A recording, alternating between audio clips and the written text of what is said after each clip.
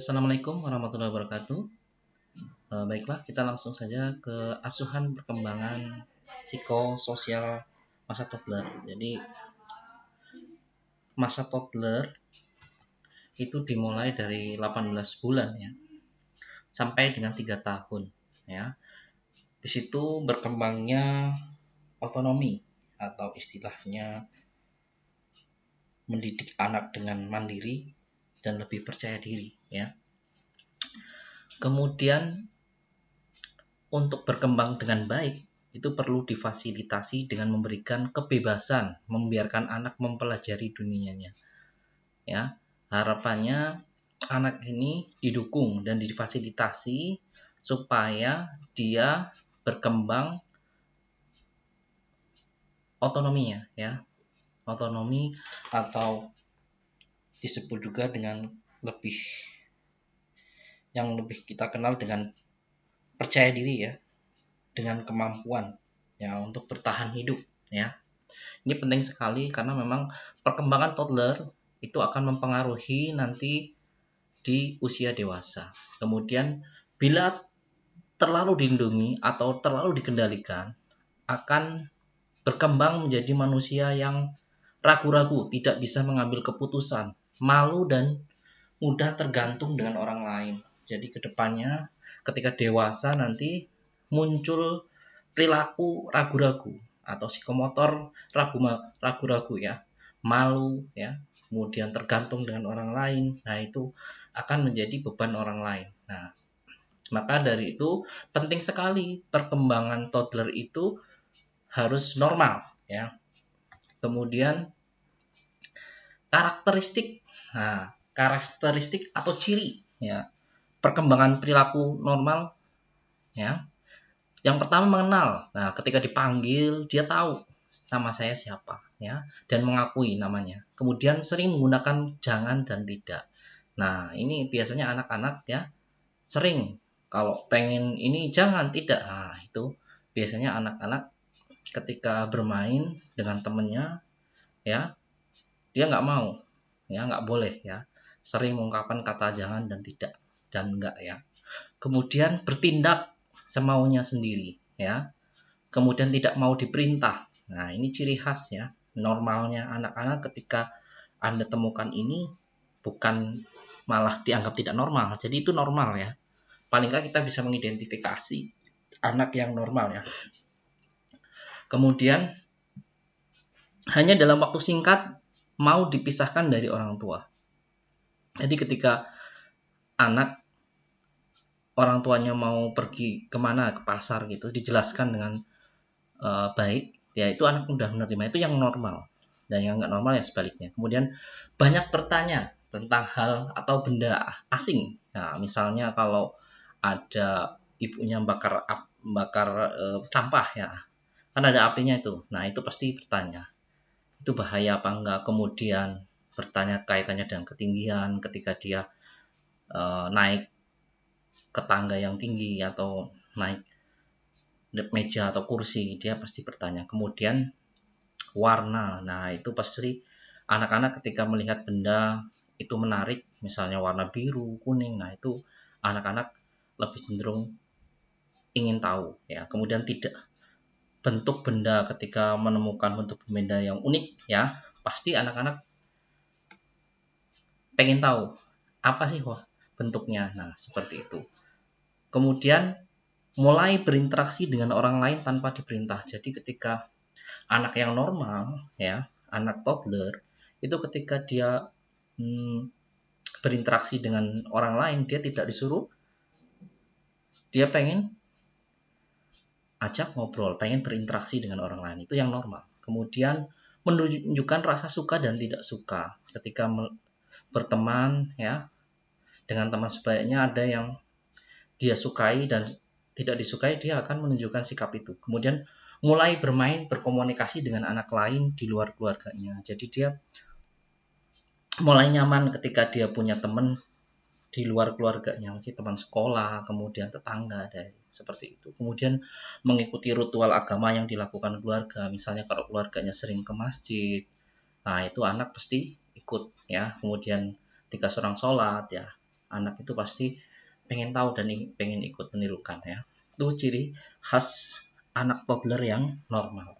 Kemudian selanjutnya karakteristik atau ciri ya menyimpang perkembangan toddler. Yang pertama yang perlu kita identifikasi dari perilakunya atau psikomotornya itu adalah tidak berani melakukan sesuatu. Nah, kemudian ragu. Nah, ini ragu-ragu dan malu. Nah, ini kalau nggak segera diatasi, nanti ke depan dia akan menjadi manusia yang tidak percaya diri, tercenderung harga diri rendah, kemudian malu. Nah, tidak bisa mengambil keputusan dan tergantung sama orang lain. Nah, ini bahayanya ketika anak usia 1 sampai 3 usia 18 bulan, 18 bulan sampai 3 tahun tidak berkembang dengan baik atau tidak normal atau menyimpang, itu akan berefek yang nggak bagus di depannya. Dia nggak akan percaya diri, tergantung orang lain. Nah, itu yang akan dialami ketika dia sudah dewasa. Kemudian memaksa diri untuk membatasi dan memenuhi keinginannya. Nah, ini ketika ditemukan ya anak dengan membatasi diri ya, tidak mau berkomunikasi, tidak mau berinteraksi dengan orang lain, kemudian terus memenuhi keinginannya saja ya, itu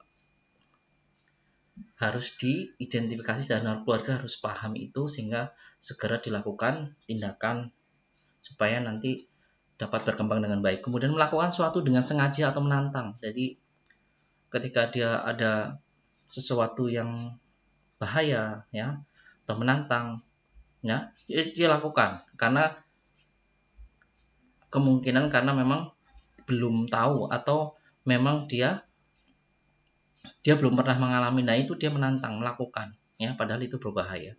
Nah, itu yang nggak normal. Ketika ditemukan seperti itu ya harus diintervensi ya, untuk diberikan konseling ke keluarga atau ke anaknya. Kemudian selanjutnya adalah diagnosa perawatan. Nah, diagnosa perawatan yang akan muncul ya, itu kesiapan peningkatan perkembangan toddler atau otonomi, karena memang dia yang berkembang itu di masa usia toddler itu adalah otonomi ya, makanya diagnosanya adalah otonomi. Jadi kesiapan, jadi di keluarga harapannya sudah bisa merawat ya keluarga. Nah, ini untuk diagnosa keperawatannya, kesiapan peningkatan perkembangan toddler untuk otonomi ya. Kemudian tujuan tindakan keperawatan ya. Nah, diharapkan ini anak itu mampu mengendalikan diri tanpa kehilangan harga diri. Jadi memang sangat penting ya peran dari orang tua ya untuk menjadi perilaku anak yang normal ya, jangan menyimpang ya, sesuai dengan perkembangannya. Kemudian mampu bekerja sama dan mengekspresikan diri. Jadi harapannya ketika punya anak usia toddler itu anaknya mampu bekerja sama dan mampu mengekspresikan diri atau percaya diri ketika dia bergaul dengan temannya, kemudian melakukan sesuatu. Nah, itu sangat penting karena di fase ini ketika dia tidak berkembang dengan baik, nanti kedepannya akan berakibat fatal ya bagi kliennya ya. Jadi tanggung jawab jadi beban orang lain ya. Nah, ini perlu diintervensi, sangat penting. Makanya konseling itu bagi anak yang usia toddler yang normal ya, normal dan tidak normal ya. Yang normal itu juga perlu diintervensi karena memang harus dimotivasi biar dia melakukan sesuatu itu berulang ya, nggak melakukan sesuatu berdasarkan rutinitas, nggak ada alasan, jadi nggak ada penguatnya. Makanya penting sekali PNKes itu. Jadi orang itu melakukan sesuatu itu tanpa disuruh karena tahu alasannya, itu penting sekali. Makanya PNKes itu adalah kalau di luar negeri, di Eropa itu dasar tindakan perawatan itu fokusnya itu pada preventif. Nah, makanya konseling itu penting ya. Kemudian tindakan keperawatan toddler normal. Nah, kalau kita temukan di keluarga itu normal, itu perlu difasilitasi ya. Nah, ini kalau yang normal misalnya saat mengamuk nih ya, yang normal ya. tindakannya adalah saat mengamuk aman dari bahaya. Nah, ini yang penting ketika ada temukan benda asing yang kira-kira berbahaya di rumah ya, atau di kamar tempat mainnya dia, itu disingkirkan ya. Kalau ada lem, kemudian ada benda tajam, nah itu disingkirkan ya, pisau ya. Kemudian hindari yang merangsang sifat negatif. Misalnya kita tidak boleh menstimulus atau merangsang ya, menstimulus perasaan negatif itu dengan, misalnya dengan contohnya ya, misalnya dengan memisahkan dengan orang tua, mengambil mainan, meminta melakukan sesuatu. Nah, ketika itu anak itu sedang serius bermain, itu memisahkan dengan orang tua, terus mengambil mainannya, masih asik mainan, itu tidak boleh ya, meminta melakukan sesuatu ketika dia sudah asik. Nah, itu ya, itu penting sekali. Kemudian memberikan mainan sesuai usia. Jadi penting sekali kalau kita punya anak toddler, kita harus sesuaikan permainannya ya, disesuaikan permainannya ya. Jangan sampai permainannya untuk orang umur 5 tahun ke atas sudah diberikan ya ke anak yang usia toddler. Nah, kemudian memenuhi rasa ingin tahu, kemudian dan tidak berbahaya dan tidak sulit digunakan. Nah, ini karakteristik mainan yang mainan yang harus dipenuhi ya. Mainan itu nggak bahaya ya, kemudian tidak sulit digunakan ya, itu ya, biar merangsang anak itu ingin tahu. Kemudian anak itu kalau ketika dia bisa meningkatkan rasa percaya dirinya atau otonominya ya. Kemudian memberikan tindakan yang boleh dan tidak, yang baik yang boleh, yang baik dan yang buruk. Jadi ketika melakukan sesuatu ya, anak-anak yang sifatnya membahayakan ya, misalnya bermain tangga ya, misalnya perosotan yang tinggi ya, itu harus diawasi ya. Kemudian dijelaskan baik buruknya ketika dia melakukan sesuatu yang misalnya memukul, nah itu baik atau buruk. Nah, kemudian ketika melakukan sesuatu harus melakukan sesuatu yang baik, misalnya itu dikasih pujian. Nah, itu jadi dia untuk meningkatkan harga dirinya, tidak menakut-nakuti, tidak boleh menakut-nakuti. Nah, ini nanti jadi anak kalau ditakut-takut terus ya bisa jadi HDR nih, malu ya. Kemudian latih menggunakan kegiatan sendiri ya. Jadi dengan kegiatan sendiri itu untuk merangsang anak itu untuk otonomi ya, untuk mandiri ya, untuk percaya diri, sehingga dia mampu bertahan hidup. Nah, ketika mampu bertahan hidup dalam konteksnya ini, dia mampu bersaing dengan temannya ketika nanti dewasa. Itu penting sekali ketika usia toddler untuk dikembangkan, sehingga ketika dewasa dia menjadi pribadi yang sangat percaya diri.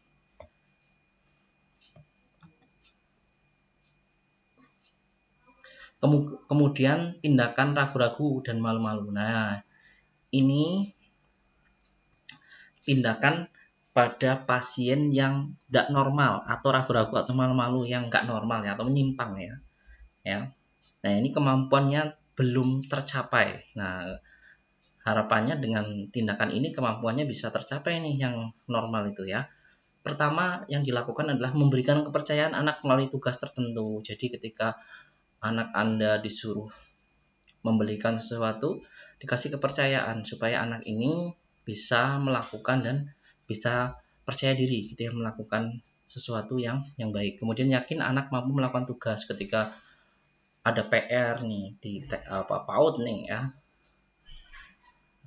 Di PAUD kemudian ada buku gambar nih, ada disuruh menggambar nih. Ini orang tua itu yakin anak itu mampu. Kemudian ketika dia melakukan sesuatu itu berhasil. Nah, ini yang sering dilupakan karena kebiasaan orang tua ya, memberikan reinforcement ya, atau memberikan pujian ketika memang dia berhasil melakukan sesuatu walaupun itu sangat kecil. Misalnya disuruh mengambilkan mainan, kemudian membereskan mainan, kemudian mengambil minum. Nah, ini ya, itu dikasih pujian. Kemudian ketika berhasil mewarnai, kemudian dia ketika menyusun balok dia berhasil, itu dikasih pujian. Kemudian berikan tugas yang sederhana dan mampu melakukan. Jadi harapannya orang tua itu juga harus paham anaknya itu kemampuannya sejauh mana. Jadi berikanlah tugas yang sederhana, dan yang mampu ya, sesuai dengan usianya ya. Kemudian tindakan keluarga untuk toddler. Yang pertama itu adalah ketika pertama itu adalah mendemonstrasikan cara menstimulasi atau merangsang ya perkembangan anaknya. Jadi dengan harapannya dengan dilakukan tindakan keperawatan ya, keluarga itu mampu mendemonstrasikan, mampu melakukan ya secara mandiri ya, menstimulasi perkembangan anaknya. Kemudian keluarga melakukan tindakan untuk menstimulasi perkembangan anak. Jadi keluarga juga harapannya mampu ketika dia di rumah itu mampu melakukan tindakan stimulasi atau merangsang perkembangan anak ya. Kemudian keluarga itu memahami perkembangan psikososial ya, anak yang normal dan menyimpang. Jadi harapannya keluarga bisa mengidentifikasi mana anak Anda, mana yang normal dan nggak normal ya. Ketika memang keluarga nggak yakin, ini harus paham dulu ciri anak yang normal dan menyimpang. Ketika sudah dijelaskan, harapannya keluarga juga bisa mengidentifikasi ya yang baik ya, perkembangan yang baik atau yang normal ya. Kemudian tindakan perawatan keluarga. Jadi keluarga itu menginformasikan kepada keluarga cara yang bisa dilakukan untuk memfasilitasi. Jadi harapannya tadi perawat itu bisa menginformasikan pada keluarga ya cara melakukan atau yang bisa difasilitasi oleh keluarga ya dalam perkembangan. Kemudian berikan aktivitas ya untuk menggali rasa ingin tahu ya, misalnya bermain tanah, kemudian bermain pasir, lilin ya, untuk merasa motorik halus dan kasarnya ya, kemudian mencampurkan warna dan sebagainya. Kemudian memberikan kebebasan pada anak untuk melakukan sesuatu yang memberikan sedikit batasan. Nah, ini memanjat, berlari dengan perjanjian, tidak menangis jika jatuh. Nah, ini perlu ada kontrak ya sebelum melakukan tindakan. Misalnya kalau yang melakukan tindakan yang beresiko misalnya memanjat nih, ya perlu ada kontrak. Jika adik nangis nanti ketika adik berlari kemudian jatuh, jangan nangis ya, itu sudah ada kontrak dengan anaknya. Kemudian memberikan aturan. Nah, memberikan aturan umum yang dapat dimengerti, mengucapkan salam. Nah, ini penting sekali untuk membentuk moralitas ya anak ya di usia dini ya, usia 1 sampai 3 tahun. Kemudian menggunakan kata larangan yang bersifat positif. Nah, ini. Jadi ketika ditemukan anak misalnya kalau main hujan nanti pilek. Nah, ini salah satunya ya. Jadi ketika Anda seorang perawat ketika menjelaskan, ketika misalnya ada keluarga misalnya bertanya, Pak, gimana sih cara melarang yang baik? Nah, misalnya contohnya anaknya bermain petasan. Nah, ini dijelaskan.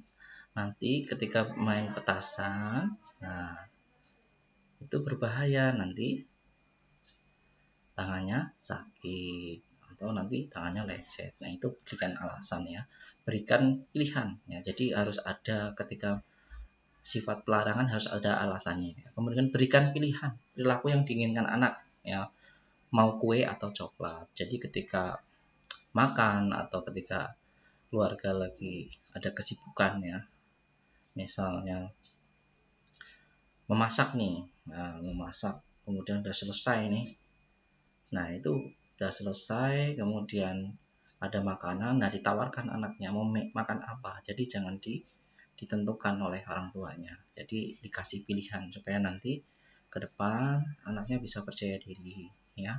Bukan hanya itu saja ya, ini salah satu unsurnya, banyak unsur yang lain ya.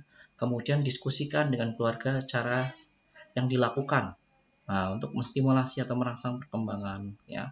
Jadi ketika ada keluarga memang kalau dia dengan situasi perkembangan yang nggak normal itu didiskusikan, mau normal mau nggak normal itu penting didiskusikan supaya nanti bisa memfasilitasi anaknya. Kemudian latih, nah, kemudian dampingi keluarga untuk melakukan metode tersebut. Jadi ketika mau keluarga yang normal keluarga yang normal itu didampingi, dilatih supaya bisa melakukan tindakan pada keluarga yang normal. Kemudian bersama keluarga menyusun tindakan yang akan dilakukan dan stimulasi perkembangan. Tapi harus diperhatikan sumber daya dari keluarga tersebut. Jadi memang sebagai seorang perawat kita harus memfasilitasi keluarga, tapi kita harus juga melihat kondisi keluarga ya dan kemampuan keluarga ya, sehingga nanti bisa merangsang ya untuk anaknya itu berkembang dengan normal. Kemudian tindakan keluarga yang menyimpang. Nah, yang pertama yang dianjurkan adalah menganjurkan keluarga memotivasi, jadi mendorong motivasi dan membimbing anaknya agar bisa bergerak bebas. Nah, ini perlu dilakukan oleh keluarga ketika keluarga itu ditemukan uh, tanda dan gejala anak ya toddler yang menyimpang, kemudian mengajukan mendampingi anak saat beraktivitas. Nah, ini penting sekali keluarga itu memfasilitasi anaknya ketika anaknya beraktivitas, tidak mudah melarang, jangan tidak. Nah, itu tentu nggak boleh juga. Kemudian menganjurkan keluarga mengajak anak bermain dan berbicara dengan kalimat pendek, karena memang di usia toddler itu kan terbatas kemampuannya, anak paling hanya bisa menyebutkan 1 sampai 2 kata. Nah, kemudian penuh arti. Nah, itu penting sekali ketika punya anak yang nggak normal, itu penting sekali untuk dirangsang sehingga dia berkembang dengan baik.